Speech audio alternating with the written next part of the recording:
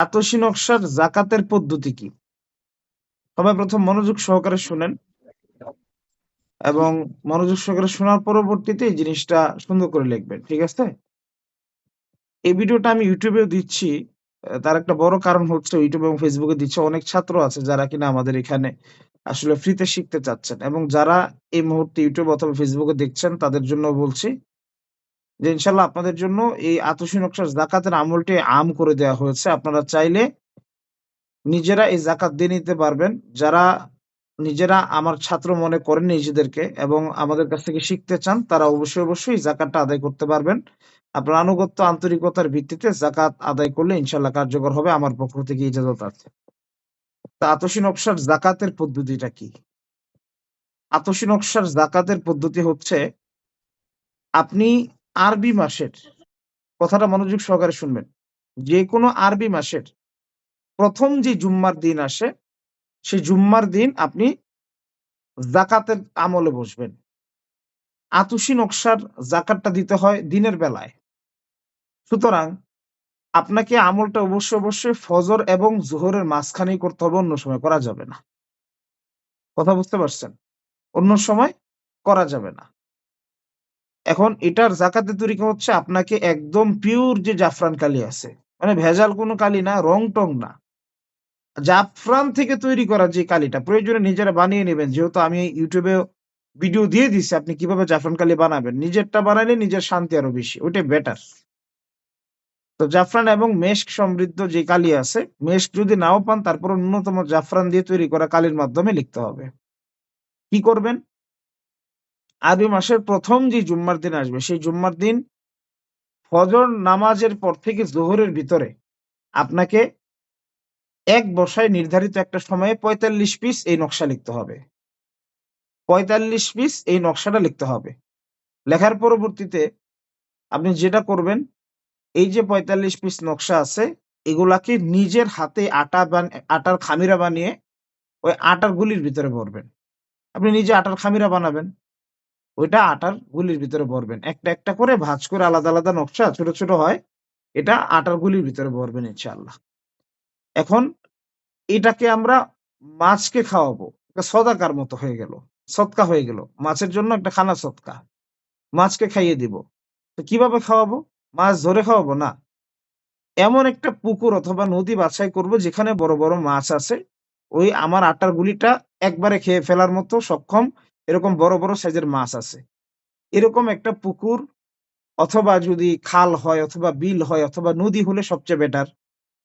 সমুদ্র তো আপনি চাইলেই পাচ্ছেন না। বুঝতে পারছেন তো? তো আপনি যেখানে পান, সুযোগ হয় বড় মাছকে খাওয়ানো যায়। এরকম জায়গায় প্রত্যেকদিন আসর থেকে মাগরিবের ভিতরে গিয়ে এই নকশাগুলো আটার গুলিতে ভরে ফেলে আসতে হবে। তাহলে আমরা আটার গুলি ফেলতেছি কখন? আসর থেকে মাগরিবের ভিতরে, যেকোনো এক সময়। আর আমরা নকশা লিখে আটার গুলিতে ভরছি কখন? ফজর থেকে যোহরের ভিতরে। ফজর থেকে যোহরের ভিতরে নকশাগুলো লিখব। লেখার পরে আমরা কি করব ইনশাআল্লাহ? এগুলোকে আটার গুলিতে ভরে ফেলব। আটার গুলিতে ভরার পরে এগুলো আমরা আসর থেকে মাগরিবের যে টাইম আছে, এই টাইমের ভিতরে নিয়ে আমরা যেই পুকুরে অথবা যেই নদীতে অথবা যে খালে অথবা যে বিলে বড় মাছ আছে সেখানে নিয়ে আমরা সদকা স্বরূপ ফেলে আসব। ইনশাআল্লাহ আল্লাহ পাক রব্বুল আলামিন চাহেন তো আমাদের যাকাত ৪৫ দিন পর্যন্ত এই কাজটা রেগুলার করলে আদায় হয়ে যাবে। এরপর থেকে আতশী নকশার মাধ্যমে যত কাজ আছে আপনি করতে পারবেন। তাছাড়া আপনি যদি তাওহীজাতের কাজ করতে চান আপনাকে অবশ্যই আতশী নকশার যাকাত আদায় করতেই হবে। এছাড়া আপনার হাতে আসলে নকশাগুলো কাজও করবে না তেমন বেশি। কথা বুঝতে পারছেন? তেমন কোন নকশা কাজও করবে না। যাই হোক, আশা করি সকলে বুঝতে পারছেন।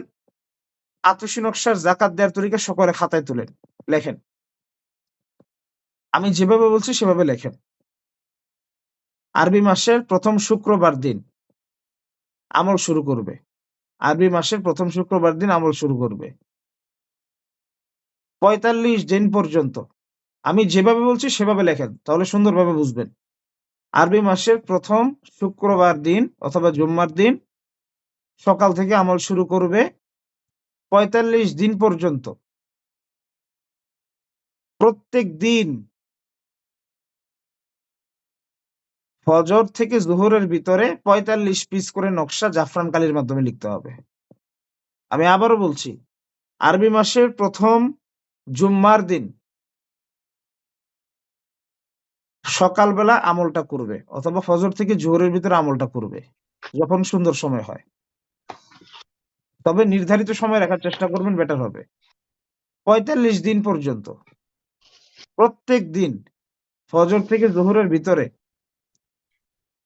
৪৫ পিস করে আতশী নকশা জাফরান কালি দিয়ে লিখতে হবে। নর্মাল কাগজে লিখবেন।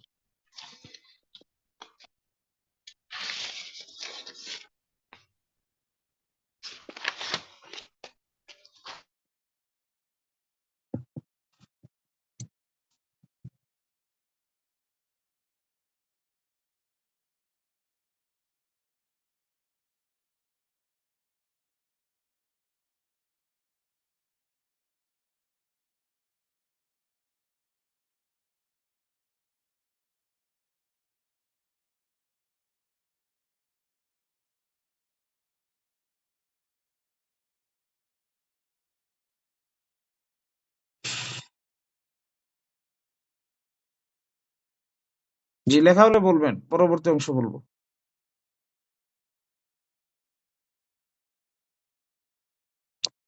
প্রত্যেক দিন ফজর থেকে জোহরের ভিতরে ৪৫ পিস করে নকশা জাফরান কালি দিয়ে লিখবে, এবং লেখার পরে আটার খামিরা বানিয়ে এক একটি নকশা আলাদা আলাদা করে মার্বেলের মতো করে আটার গুলিতে ভরে ফেলবে। মানে লেখেন যে নকশাগুলো আটার গুলিতে ভরে ফেলবে। আপনি তো বুঝতেই পারছেন আপনাকে কি করতে হবে। আটার গুলিতে নকশাগুলো ভরে ফেলবে। এটা করবে কখন? ফজর থেকে জোহরের মাঝখানে। আচ্ছা, জোহর নামাজ পড়া শেষ, আলহামদুলিল্লাহ ভালো। এখন আপনি আসর থেকে মাগরিবের ভিতরে এই আটার গুলিগুলো নিয়ে মাছ আছে এরকম পুকুরে ফেলে আসতে হবে। মাছ আছে এরকম পুকুরে ফেলে আসতে হবে।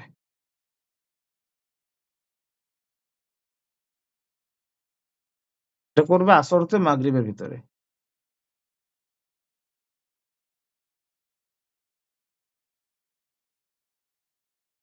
এখন এখানে একটা প্রশ্ন থাকতে পারে অনেকের যে, "উস্তাদ জি, আমি যেখানে থাকি আমার এখান থেকে নদী বলেন, পুকুর বলেন সবকিছু অনেক দূরে। তা ডেইলি আসলে যাওয়া পসিবল না। সেক্ষেত্রে আমি কি আসলে ৭ দিনে একবার ফেলে আসতে পারবো, অথবা একেবারে শেষ করে ফেলে আসতে পারবো?" আপনার জন্য এতটুকু রুখসাত আছে, আপনি ৭ দিনের আটার গুলি একসাথে জমাবেন। আলাদা, আলাদা করে রাখবেন, নয়তো একটা আরেকটা ধরে ফেলবে দেখবেন। সব মিক্সচার হয়ে যাবে একসাথে। সুন্দর শুকনাভাবে রাখবেন যেন শুকায়া থাকে, এবং ইঁদুর, তেলাপোকা এগুলা থেকে হেফাজতে রাখবেন। আলাদা, আলাদা রাখবেন। ৭ দিনের যে আটার গুলিগুলা আছে, এগুলো আপনি একদিনেও ফেলে আসতে পারেন আসর থেকে মাগরিবের ভিতরে। এতে করে আপনার পেরেশানি কম হলো। তবে সবচেয়ে উত্তম কি? সবচেয়ে উত্তম হচ্ছে প্রত্যেক দিনের যে নকশাগুলো আছে, প্রত্যেকদিন এগুলো ফেলে আসা। এটা সবচাইতে উত্তম।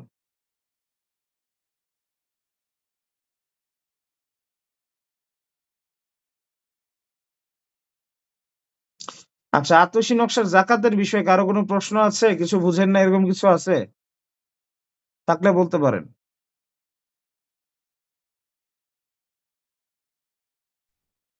স্যার জি, আসসালামু আলাইকুম স্যার জি, থাকবে উপর থেকে। তো যদি প্রজেক্ট মাছ চাষ করে তার কোনো সমস্যা হবে না না? প্রজেক্টে যে মাছ চাষ করে মানে হচ্ছে ফিশারির কথা বলতেছেন, মাছের যে খামার আছে? ফিশারিতে জি জি, হুম। মাছের যে খামার। না, এটা সমস্যা হবে না। যদি মানে ঐরকম বড় পরিসরে হয় সমস্যা হবে না। এখন ধরেন বিষয় হচ্ছে যে, একটা আমরা এরকম করি যে ২ টা ৪ টা ৫ টা মাছ এক জায়গায় পালতেছে, ওইখানে দিয়ে আসলাম না। ওইটা করা যাবে না। কিন্তু যদি এরকম হয়, বড় মাপের আয়োজন হয়, একটা জায়গায় ৬ মাসের জন্য মাছ লালন-পালন করতেছে, এখানে মাছগুলা এখানেই বড় হইছে, হ্যাঁ? দেন আপনি এটা করতে পারেন। জি হবে। তবে উত্তম জি হয় স্যার। যদি সরাসরি একদম ন্যাচারাল পুকুরে নিয়ে ফেলে আসতে পারেন, অথবা যদি নদীতে ফেলে আসতে পারেন সবচেয়ে উত্তম। নদীতে ফেলাটা সবচেয়ে উত্তম। এখানে একটু খেয়াল রাখবেন যে আতশী নকশার যাকাত দেওয়ার সময় যখন আপনারা ফেলতে যাবেন, কখনো, কখনো নদীর পানি উপরের দিকে উঠে আসতে পারে, পুকুরের পানি উপরের দিকে উঠে আসতে পারে। বিভিন্ন রকম জিনিসও দেখতে পারেন। এগুলো দেখে ভয় পাওয়ারও কিছু নাই। অথবা হতবাক হয়ে কাউকে বলাবলি করার কিছু নাই। এগুলো কাউকে বলবেন না। তাহলে তাসির নষ্ট হয়। আপনি যা অর্জন করেছেন আলহামদুলিল্লাহ। এটা আপনি আপনার ভিতরে রাখেন, গোপন রাখেন, এটা দুনিয়ার কাউকে বলার দরকার নাই। কারণ আপনি আতশী নকশা ফেলতে গেলে নিচের পানি একদম আপনার কাছে উপর পর্যন্ত চলে আসে, অথবা পানির ভিতরে তুফানের মতো শুরু হয়ে যায়, পানি আন্দোলন করা শুরু করে, মানে নাড়াচাড়া করা শুরু করে, এবং বাতাসের শব্দ শুনতে পারেন, নানান কিছু হতে পারে। এগুলো আসলে কাউকে বলবেন না। এখানে বিষয়টা হচ্ছে গিয়ে আতশী নকশার যাকাত দিতে গেলে ম্যাক্সিমাম মুদাব্বিরেরই এটা খুব সহজে ফিট খেয়ে যায়। কথা বুঝছেন? এবং ভালো একটা শক্তি হাসিল হয়। তো সেই ক্ষেত্রে দেখা যায় কিছু, কিছু ব্যতিক্রম বিষয় তো দেখবেনই। দেখাটা খুবই স্বাভাবিক। তবে সেটা বলাবলি করে আপনার এই জিনিসটা নষ্ট করা যাবে না। ঠিক আছে? আপনার এই আতশী নকশার যাকাতটা দেওয়া তো এমনিতেও লাজেম, মুদাব্বির করতে হলে লাগবে এটা। পাশাপাশি এটা দেওয়ার মাধ্যমে ব্যাপক কুওয়াত, ব্যাপক শক্তি হাসিল করবেন। মানে আপনি যা লেখবেন কাজ করবে ইনশাআল্লাহ। যা লেখবেন কাজ করবে। যদি তদবিরটা সঠিক হয়। এবং অবশ্যই, অবশ্যই সেই তদবিরটা কোরআন সুন্নাহ মোতাবেক এবং জায়েজ তদবিরাতের ভিতরে হওয়া চাই। কারো ক্ষতির জন্য বা কুফরি কোনো কাজ, শিরকি, ফাসিকি কোনো কাজ, এসবের জন্য কখনোই এই মুওয়াক্কেলটা আপনাকে সাপোর্ট দিবে না। আতশী নকশার যাকাত দেওয়ার সাথে, সাথে আতশী যে মুওয়াক্কেলগণ আছে তারা আপনার সাথে কানেক্ট হয়ে যাবে ইনশাআল্লাহ। ঠিক আছে? এটা এরকম কিছু না যে আপনি মানে আলাদা ঘরে বইসা তাকে সাধনা করছেন, সে আপনার সামনে চলে আসছে, আইসা বলতেছে, "হুজুর কেন রাখছেন?" এইসব আজগুবি বিষয় না। বরং বিষয়টা এরকম যে তারা অটোমেটিক আপনার সাথে কানেক্ট হয়ে যাবে। তখন থেকে আপনি যখনই আতশী নকশা দিয়ে কাজ করবেন, এই মুওয়াক্কেলরা আপনার জন্য ইনশাআল্লাহ সামগ্রিক সব ধরনের কাজগুলো তারা করে দিবে। মানে করার ক্ষেত্রে তারা সর্বোচ্চ আল্লাহ পাকের পক্ষ থেকে অর্ডার রাখবে এবং সব ধরনের কাজের ক্ষেত্রে তারা আঞ্জাম দিবে। অবশ্যই, অবশ্যই নকশা লেখার আগে পরে দুরূদে ইব্রাহিম পড়তে হবে ১১ বার করে, এবং কাকুতি মিনতি করে আল্লাহ পাকের কাছে শক্তি ভিক্ষা চাইতে হবে যে, "আল্লাহ পাক রব্বুল আলামিন, আপনি আমাকে এই নকশার মাধ্যমে কাজ করার তৌফিক দান করুন। আমি যেন মানুষের খেদমতে, কল্যাণের জন্য এই কাজটা করতে পারি, এবং সেটার জন্য আপনি আমাকে যথাযোগ্য রুহানি শক্তি দান করুন।" এভাবে আল্লাহ পাকের কাছে দোয়া করে তারপর নকশার কাজটা করতে হবে। ঠিক আছে? ইনশাআল্লাহ দেখবেন যে আপনার এই যেই কাজের শক্তিটা অনেক পরিমাণ বাড়বে, এবং যাকাত দেওয়ার পরে, পরেই কিছু ইয়াতিম মিসকিনদেরকে কিছু খানা খাওয়াবেন, সদাকা করবেন, ভালো হবে এটা। যদি সবচাইতে উত্তম চান, সেক্ষেত্রে আপনি ৭০ জন ইয়াতিম বাচ্চাকে মিষ্টি খাইয়ে দিলেন। ঠিক আছে? এটা করতে পারেন, অথবা ৭ টা মসজিদে কিছু সদাকা করলেন। এই যাবতীয় কিছু সদাকা, অথবা গরিব মানুষ আপনার মন পছন্দ অনুযায়ী আপনি খাওয়াতে পারেন, সদকা করতে পারেন। এই আমলটাকে উদ্দেশ্য করে, এই আমলটার যেন আপনার কুওয়াত পরিপূর্ণাঙ্গ প্রাপ্ত হয়। ইনশাআল্লাহ আল্লাহ পাক রব্বুল আলামিনকে ডাকলে অবশ্যই, অবশ্যই উনি আপনাকে সেই কুওয়াত, সেই শক্তি দান করবেন। আমরা সেইভাবেই চেষ্টা করব ইনশাআল্লাহ। আর কারো কোনো প্রশ্ন আছে আতশী নকশার যাকাতের বিষয়ে? জি, সালাম উস্তাদ জি, আলাইকুম উস্তাদ। যাকাত উস্তাদ জি, আমি চলাকালীন কামরুল যদি হাসান দুই লিস্টটা একদিন বলছি। একবার বাদ পড়ে যায় মাঝখানে, একজন, একজন বলেন, একজন, একজন বলেন। কামরুল হাসান যাকাত বলছি। চলাকালীন যদি উস্তাদ জি বাদ পড়ে দুই একদিন হঠাৎ, যাকাত এটা এক সিরিয়ালে দিতে হবে। মিউট করেন, সবাই মিউট করেন। সবাই মিউট করেন। যাকাত এটা এক সিরিয়ালে দিতে হবে। ২-১ দিন বাদ পড়লে যাকাত কেটে যাবে। যাকাত থাকবে না। এটার কোনো কাজা করার সুযোগ নাই। যাকাত এক সিরিয়ালেই আপনাকে দিতে হবে। ঠিক আছে? সম্পূর্ণ এক সিরিয়ালে দিতে হবে। প্রত্যেকদিন দিয়া যেতে হবে। একদিন বাদ তো যাকাত শেষ। জি, তারপর কে বলতে যাচ্ছিলেন বলেন। উস্তাদ জি, একটা একটা করে ফেলতে হবে না ২-৪০০ করে ফেললে হবে? হ্যাঁ, ২, ৪, ৬ টা করে ফেললেও হবে, সবগুলো একসাথে ফেললেও হবে। কোনো সমস্যা নাই। কোনো জি। সমস্যা নাই। উস্তাদ জি, দুরূদ শরীফ যে ১১ বার, আল্লাহুম্মা সাল্লি আলা বারিক আলা, দুটা এক এক দরা হবে না দুইটা দরা হবে? বাবা ২ টা মিলেই তো একটা দুরূদ। ২ টা মিলে একটা দুরূদ জি, না? জি, জি। এইটাই। জি, জি। জি, মিউট করেন। আলহামদুলিল্লাহ। মিউট করেন, মিউট করেন। আসসালামু আলাইকুম উস্তাদ জি, আমি কামরুল হাসান বলছিলাম। জি, কামরুল সাহেব বলেন। উস্তাদ জি, এখানে বলা হয়েছে যে ৪৫ দিন আমলটা করা হবে, প্রতিদিন ৪৫টা করে লিখতে হবে, লিখে আটার গুলিতে করে আসর ফালাইতে হবে। আমি ৪৫টা লিখলাম, ৪৫টা দিয়ে আটার গুলি বানাইলাম। কোন এক ভুল ক্রমে বা কোনো মানে অ্যাক্সিডেন্ট ক্রমে একটা দুইটা গুলি হারায় গেল বা নষ্ট হয়ে গেল, পাইতেছি না, সেক্ষেত্রে কি করা যায়? যাকাত আদায় হবে না। লাভ নাই। যাকাত আদায় হবে না। এক্ষেত্রে কোনো ভুল করার কোনো সুযোগ নাই। আপনি তো একটা কঠিন কাজ করতেছেন। এই কাজটার ক্ষেত্রে ততটুকু সতর্কতাই অবলম্বন করতে হবে। ঠিক আছে? আপনাকে যে অবশ্যই, উস্তাদ জি, অবশ্যই সবগুলো নকশা ফেলতেই হবে। আমরা এরকম অনেক মুদাব্বিরকে চিনি, যারা কিনা দেখা যায় ৫ দিন ১০ দিন যাকাত দেওয়ার পরে ব্যাপক একটা শক্তি হয়ে যায়, নকশা লেখা শুরু করে দেয়। হ্যাঁ, কাজ করবে, ওই সময় কাজ করবে, একটু শক্তি বাড়বে। তো পরবর্তীতে নকশা লিখে যে আপনি রজায়েতের শিকার হবেন পরিপূর্ণাঙ্গ যাকাতটা না আদায় করলে, তখন কি হবে? এজন্য চুল পরিমাণ গ্যাপ রাখা যাবে না। আমল যেহেতু করবই, সমস্ত ঝামেলা থেকে মুক্ত হয়েই করব, এমন ভাবে করব যেন আমি আসলে কিছু অর্জন করতে পারি। এটা উদ্দেশ্য থাকবে।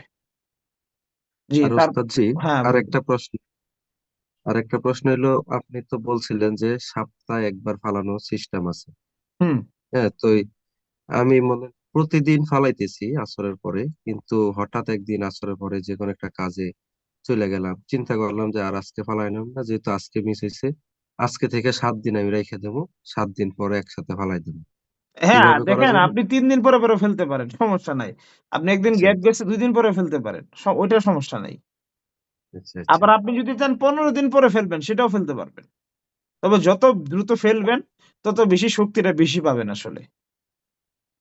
কথা বুঝছেন? যে যেমন একই ধরেন পুকুরে কথার কথা, ফেলা যাবে কি? জান্নাতে যারা যাবে, তারা তো সবাই জান্নাতি, তাই না? এখন তার ভিতরে কিন্তু শ্রেণীবিন্যাস থাকবে। কেউ অনেক উচ্চ মার্গের জান্নাত পাবে, কেউ হয়তোবা তার তুলনামূলক কম। কারো মনে অভিযোগ থাকবে না। কিন্তু যিনি বেশি পাবে উনি বেশি কিছুই ভোগ করবে। যিনি বেশি আমল করলো, বেশি অর্জন করলো। বাস্তবতা বুঝতে পারছেন?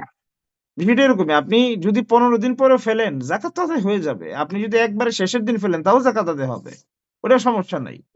কিন্তু এখানে অনেকগুলা বিষয় আপনার প্রবলেম হয়ে দাঁড়াচ্ছে। ১ নাম্বার হচ্ছে আটার গুলিগুলা এভাবে রাখা। আপনি সেফ ভাবে রাখতে পারবেন না।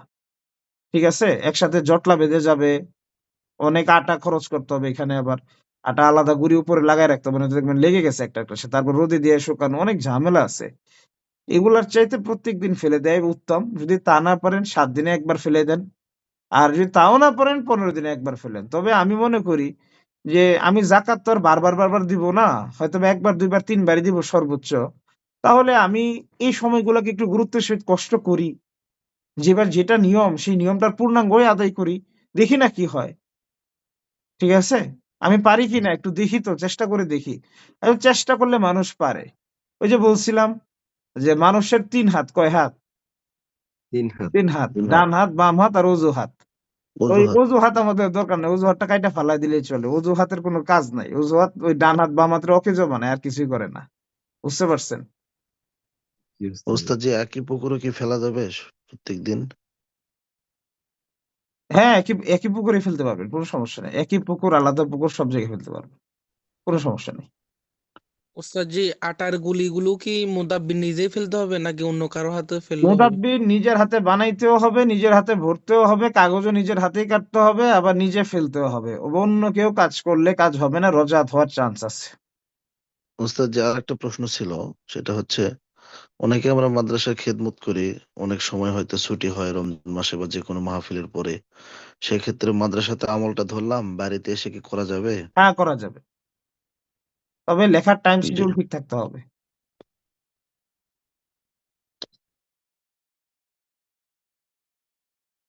তারপরে কারো প্রশ্ন আছে?